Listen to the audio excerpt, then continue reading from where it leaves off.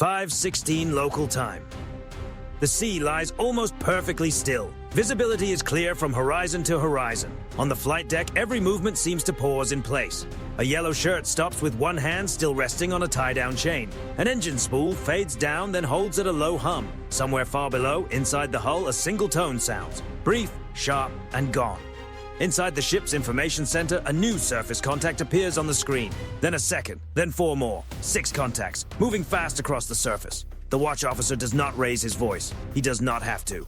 Mark all! Designate tracks! The radar picture tightens. Bearings begin to line up. What had looked like ordinary traffic only moments earlier now forms a pattern, a shape, a set of vectors with intent behind them. Distances shrink second by second. Closest point of approach drops through the safe margins. On the bridge, the carrier stays on course, speed unchanged. This is no longer simple shadowing. At 5:17, the tactical plot updates again. The 6 contacts are no longer moving as one loose group. They divide. 3 slide toward port. 3 angle toward starboard. Both groups turn inward. A box begins to form, not around the escort ships, around the carrier. No radio reply, no answered hails, no explanation. The carrier's sensor suite comes fully alive. Electro-optical feeds sharpen into focus. Hull shapes become clear. Deck fittings resolve. National markings appear on the screen. Venezuela. The word is entered into the log. No one says it aloud. Across the escort screen, the formation changes. Destroyers and cruisers adjust their stations with almost no visible drama. The screen tightens. Angles become cleaner. Protective arcs overlap until there are no open gaps. Still, the carrier does not turn. Inside the information center, the surface coordinator watches the numbers climb. 20 knots, then 24. One contact briefly pushes faster, as if measuring the response, then eases back into line. Closest point of approach falls below 3 nautical miles. On the flight deck, the air boss lifts one hand. Launch operations pause. Aircraft remain chalked and chained exactly where they are. No sirens, no rush, no confusion. Just a quiet shift from routine to readiness. Condition 3 is set throughout the ship. At 5:19, the 6 Venezuelan vessels tighten their spacing. The pattern becomes sharper now, more deliberate. This is an approach designed to crowd, to pressure, and to make the carrier choose. The carrier chooses nothing. Instead, it records everything. Every radar sweep, every electronic signal, every small course correction from the approaching ships is captured, time-stamped, and stored. Cameras follow deck crews moving topside on 2 contacts. Their systems are not actively crewed, but protective covers are off. That detail is logged too. On the aft deck of one escort, a helicopter begins to spool up. Rotors turn, blades flash in the early sun, but it does not lift, not yet. It is simply there, visible, ready, and restrained. At 5:21, a narrow radar beam brushes across the carrier's starboard quarter. Low-power surface search, not a targeting lock. The line is approached, not crossed. The carrier's wake remains perfectly straight. Inside the information center, no one guesses. No one debates motives. No one fills the silence with theories. Only facts move across the consoles. Bearing changes, speed shifts, relative motion. 6 ships coordinated but not flawless. One falls behind by a fraction, another turns too far, then corrects. The pattern holds. At 5:23, the closest point of approach drops to 2 nautical miles on the nearest contact, close enough to matter. On the bridge, the captain watches the horizon through polarized glass. He says nothing. His posture does not change. Beneath him, the 100,000-ton carrier continues along the exact course it selected hours earlier. The Venezuelan vessels hesitate, only by a degree, only for a moment. Then they press in again. No horns, no dramatic warnings across the bow, no sharp turns for effect, just speed, spacing, and intent. The escorts hold, the carrier holds. The sea, calm and indifferent, slips past steel hulls, now sharing the same stretch of water, with very little room between them. At 5:24, the first small change appears. One of the 6 vessels eases its angle. The movement is almost too slight to notice, but it is enough to widen its closest approach. A second contact follows moments later. Not pulling away, just no longer closing with the same confidence. The box flexes. Nothing is announced, nothing is acknowledged from outside the formation. To anyone watching from a distance, it might look like nothing has changed. Inside the carrier's nerve center, everything has changed. 6 vessels, 6 vectors. One carrier that has not shifted course. The moment hangs there, balanced and unresolved, as the numbers continue to scroll. The distance will either keep shrinking, or it will not. No one on board assumes the answer. 5:26 local time. The sea remains calm. That matters. Inside the information center, the tactical plot steadies just long enough to confirm what everyone already understands. The 6 Venezuelan naval vessels are no longer testing the edges. Their movement has synchronized. Bearings settle into clean lines. Speeds match. The geometry that began as pressure now becomes something more controlled. The box tightens. 2 contacts move ahead of the carrier's bow, offset just enough to narrow the open water. 2 others trail behind in the wake, close enough to limit maneuvering space without creating an immediate hazard. The final pair holds wider on the flanks, slowly shaping the available room. It is not chaos, it is deliberate. On the bridge, the helm reports steady course, steady speed, no course change recommended, no deviation ordered. The carrier remains exactly where it is. At 5:27, the first radio hail goes out. Short, professional, and standard for maritime safety. English first, then Spanish. The message is recorded as it leaves the antenna. There is no reply, no acknowledgement, no protest, no denial, only steel continuing to move across open water. Inside the information center, the surface coordinator shifts focus to timing. Closest approach predictions refresh every second. One of the forward contacts dips below the 2 nautical mile line. Another holds just above it, matching speed so closely it seems almost attached to the carrier's motion. The escorts adjust without visible drama. A destroyer slides half a mile inward. A cruiser widens its protective arc, bringing sensors and coverage into position without announcing the move. To an outside observer, it might look accidental. It is not. At 5:29, the electronic warfare team flags a pattern. Intermittent radar sweeps from several Venezuelan hulls, overlapping but not perfectly coordinated. Not a targeting signal. Not yet. More like range checking, measuring, comparing returns. Every emission is logged.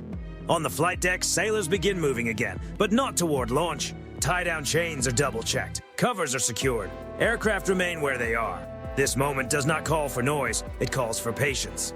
A Seahawk helicopter shifts slightly against its deck chains as the wind changes. Its nose lifts for a second, then settles back down. The rotors remain still. The pilots wait. At 5:31, one Venezuelan vessel increases speed by 2 knots. Only 2.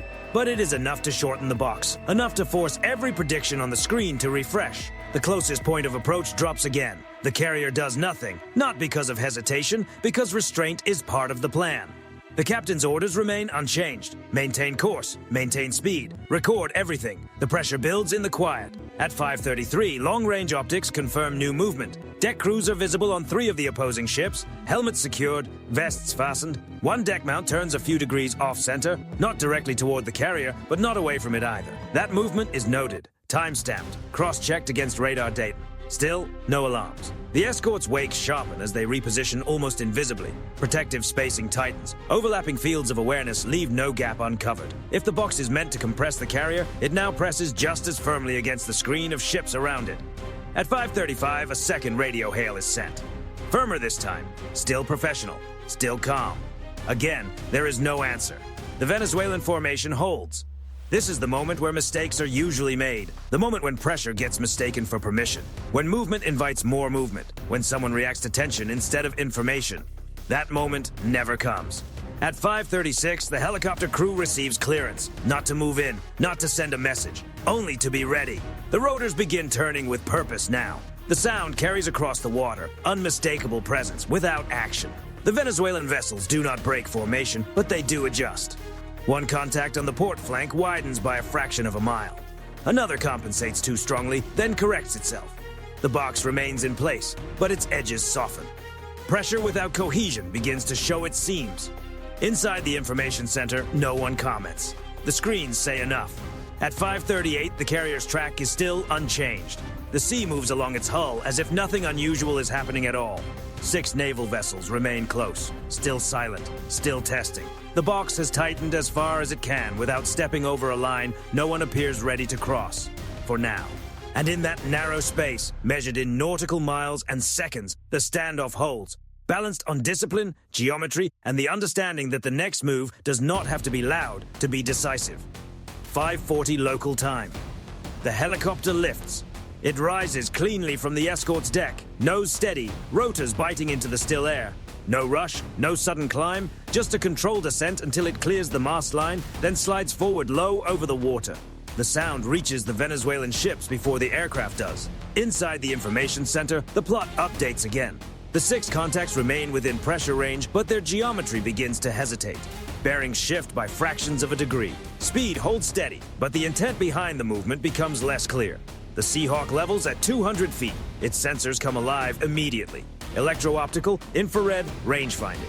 The aircraft does not challenge. It observes. It observes. From that altitude, every movement on the opposing decks becomes visible. Every warm exhaust plume, every shift in stance, every crew member turning to follow the aircraft. The feed streams back to the carrier in real time. At 5:41, the helicopter crosses the outer edge of the box. It does not enter. It only traces the boundary. The pilots hold a parallel track beside the nearest Venezuelan hull, close enough to be unmistakable, distant enough to remain professional. A green optical marker flashes once. It touches the bridge windows of the nearest ship, then moves on. Precise, controlled, impossible to miss. The radio call follows, short, measured, and limited to maritime safety language. English first, then Spanish. Unsafe maneuvering. Maintain distance. This time, the message is not ignored. It is not answered either. But something changes. At 5:42, one Venezuelan vessel reduces speed by a single knot. Another matches it moments later. The box does not open, but it loosens just enough for the plot to register the change. Inside the information center, the data confirms it. The pressure curve begins to flatten. The helicopter continues its orbit, wide and steady. It does not hover. It does not dart across the formation. Every movement is slow, deliberate, and recorded. No one calls it escalation. The posture remains the same. Course steady, speed steady. Flight deck operations still paused. The carrier projects exactly what it means to project. Inevitability. At 5:44, a second green marker sweeps across the upper structure of another Venezuelan hull. The sensor operator zooms in. Faces appear on the feed. Helmets, headsets, eyes following the aircraft. Nothing openly aggressive, nothing relaxed, only calculation. One Venezuelan vessel drifts half a degree off its closing angle. Another tries to compensate, then goes too far and corrects back. The formation still exists, but the symmetry is gone. Pressure works best when everyone carries it evenly. At 5:46, a brief transmission crackles from the Venezuelan side. Not a reply, not a challenge. Just an open carrier tone cut almost immediately. It is logged anyway. The Seahawk makes one final pass. Lower this time. Its markings clearly visible. The aircraft does not need force to communicate. Its presence alone narrows the decision space. Behind it, the escorts remain silent and steady. They do not advance. They do not fall back. They simply hold position. Closing off options. At 5:48, the first clear break appears. One Venezuelan ship alters course by 3 degrees. Small, but decisive. Its closest point of approach widens beyond the tightest threshold. The box flexes unevenly now, one side no longer aligned with the rest. The helicopter holds long enough to confirm the change, then eases back into a wider orbit. No chase, no pursuit. The message has already been delivered. At 5:50, a second Venezuelan vessel follows. Its wake curves gently away from the carrier's path. Speed drops by another knot. The remaining 4 hesitate, then begin making subtle adjustments of their own. The box does not collapse all at once, but it can no longer hold. Inside the information center, the surface coordinator watches the numbers settle. Closest approach margins widen. Relative motion shifts from converging to parallel. No one calls it a retreat. It is not. It is a recalculation.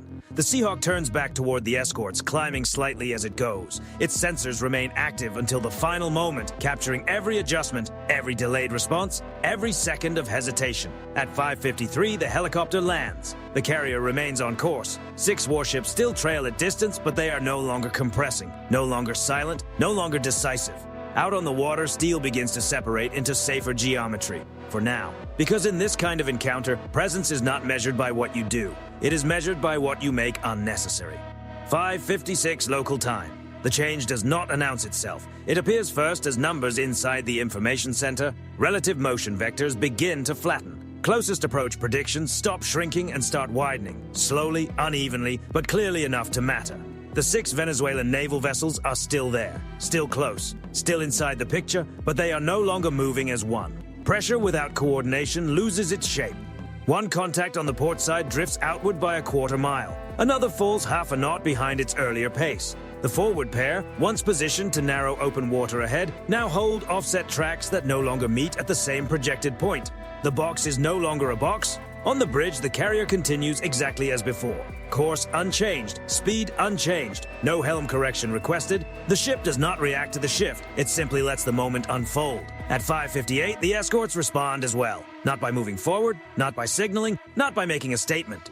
They simply ease their smallest corrections. The protective arcs remain in place, but the formation breathes again. Space returns quietly, without ceremony. The helicopter remains secured on deck. There will be no second launch. Not because it could not happen, because it no longer needs to. At 6 o'clock, one Venezuelan vessel transmits briefly. The message is not directed at the carrier. It is not a challenge, not a formal hail, just a clipped, neutral maritime broadcast. A way of saying, we are still here. The carrier does not answer. In this moment, silence is also a decision.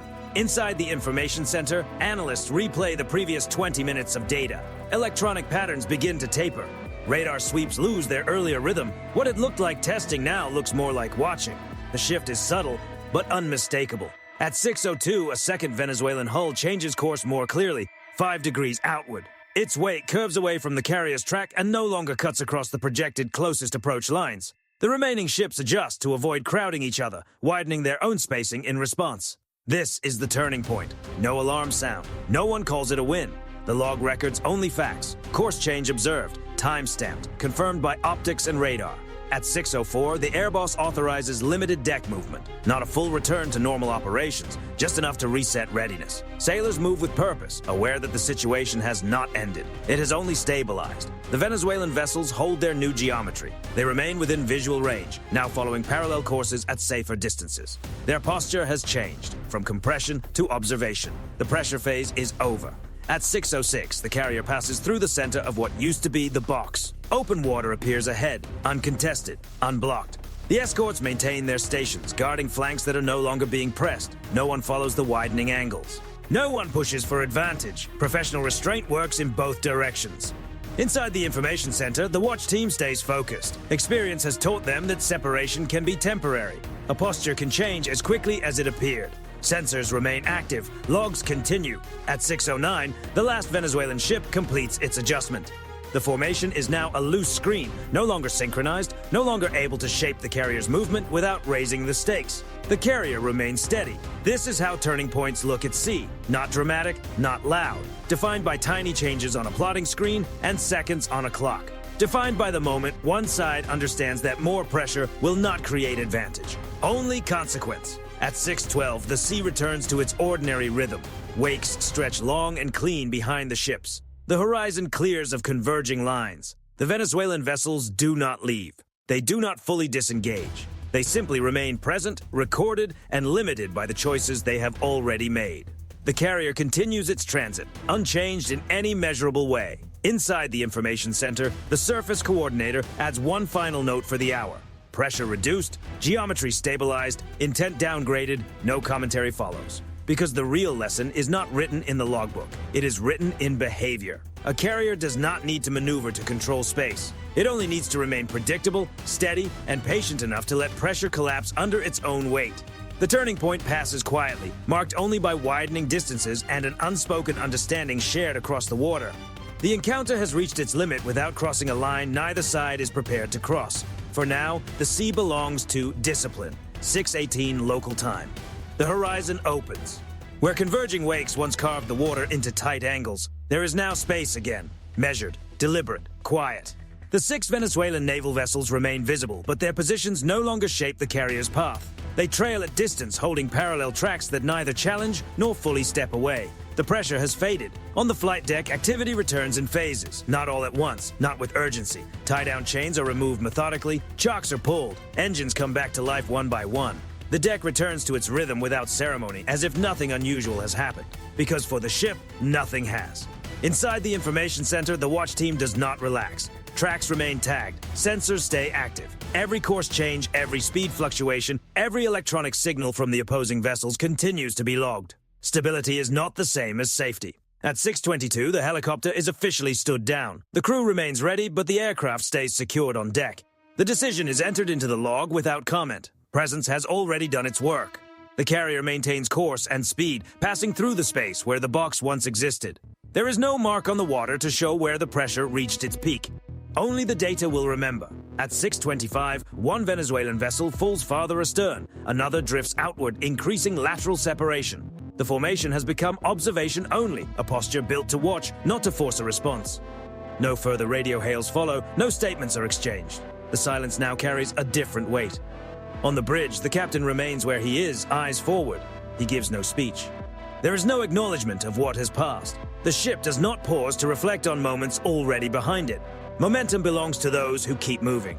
At 6:30, the escorts widen back to standard screening distance. Their protective coverage remains intact, but the posture is no longer compressed. The carrier has returned to normal operational geometry without a single course correction. That detail matters. At sea, outcomes are not defined by what almost happened. They are defined by what did not happen. Inside the information center, analysts continue building the full record in real time. Radar plots layered with optical feeds. Electronic logs matched to exact timestamps. The entire sequence preserved without interpretation. The data will speak later in rooms far from the water.